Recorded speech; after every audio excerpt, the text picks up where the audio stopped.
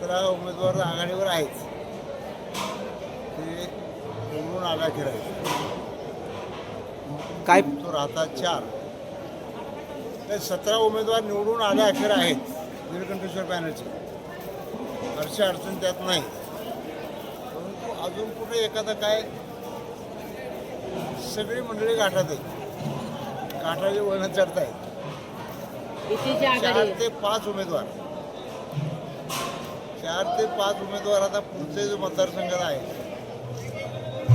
Baramati number 6चा मतदारसंघ 4416 मतदारसंघाचा तो मोठा आहे. तो आपल्या निळकंठेश्वर पॅनलला फेवरेबल आहे. गट नंबर 5 निरावागत मेखळी घाडगेवाडी हा गट देखील चांगला आहे. तिथे काउंटिंग चालू आहे. काय मिक्स काय क्रॉस वोटिंगच्या अशा पद्धतीने चालू आहे. परंतु आपल्याला होप चांगले आहे.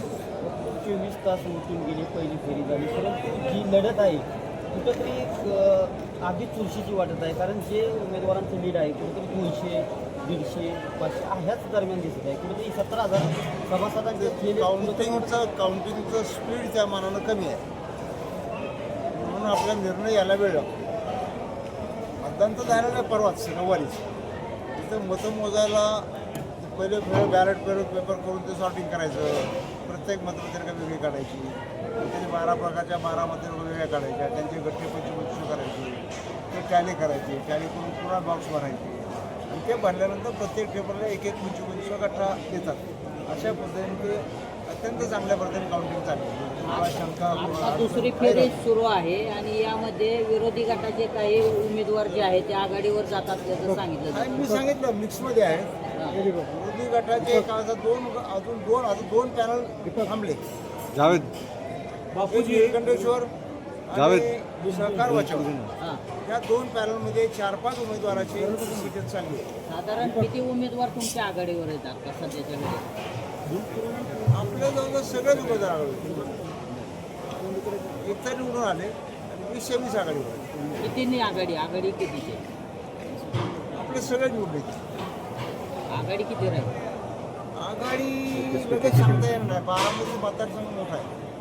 6वा गट 44,44च्या वर मत आहे तिथे. त्यामुळे त्यात आता कसं डायव्हर्शन होतं आहे. त्यात फारसं डायव्हर्शन होणार नाही. स्ट्रेट आपला निळकंठेश्वर पॅनलमध्ये होईल. 10-15% मतं जातील. फार जाणार नाही. थँक्यू. बाबू क्रॉस एकदम लिडवाड आहे. क्रॉस वोटिंगचं प्रमाण त्या ठिकाणी जास्त झालंय. तुम्हाला वाटतं क्रॉस वोटिंगमुळे हा फटका आपल्या झालंय प्रमाण. निळकंठेश्वर पॅनलला याचा फटका बसू बाद शकतो? होण्याचं प्रमाण तिथं जरा बऱ्यापैकी दिसतंय. पण आता हे स्लोमध्ये चाललंय. अजून बारामतीचे महत्त्वाची गावं आहेत ती सुरू झाली नाही. त्याच्या आधीचे आहेत. तर आपलं साधारणपणे खालीवर सगळे 4-5 खालीवर अशा पद्धतीनं चाललंय त्यांचं. पण आपले सगळे 21-0ला काय अडचण येणार नाही असं दिसतं. नाही, परंतु बापू ह्या प्रश्नालाच दुसरा एक प्रश्न आहे की विरोधी गटाचे प्रमुख चंद्रराव तावरे यांच्याबरोबर 5 उमेदवार आघाडीवरती आहेत. तर आपण जो काय आत्ताचे विषय मांडलेला आहे तो संयुक्तिक वाटत नाही. काय चंद्रराव तावरे 400 मतांना आघाडीवर आहेत. दुसरे त्यांचे 180 मतांना आघाडीवर आहेत. तिसरे ते पण 200 दरम्यान आहेत. एक महिला साधारणपणे 300 दरम्यान आहे. असे छोट्या मताधिक्यानं ते आघाडीवर काय आपल्या आघाडीवर आहेत. आणि मतदान हे प्रमाण तुम्ही सांगितलं ते 400 किंवा 150. पण तुमच्या पॅनलचे जे उमेदवार आहेत ते किती आघाडीवर आहेत? कसं काय आकडे आहेत? हे तरी सगळे म्हणजे काय तिकीट परंतु आमचं मतदान खूप मोजायचं आहे. जे अजून काउंटिंग व्हायचं आहे त्या मतदाना आपलं प्युअर मतदान सगळं आहे.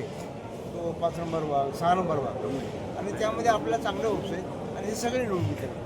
ओके. निळकंठेश्वरचे सगळे पॅनल उमेदवार निवडून येतील. एकही राहणार नाही मागून. असं आज चित्र आहे.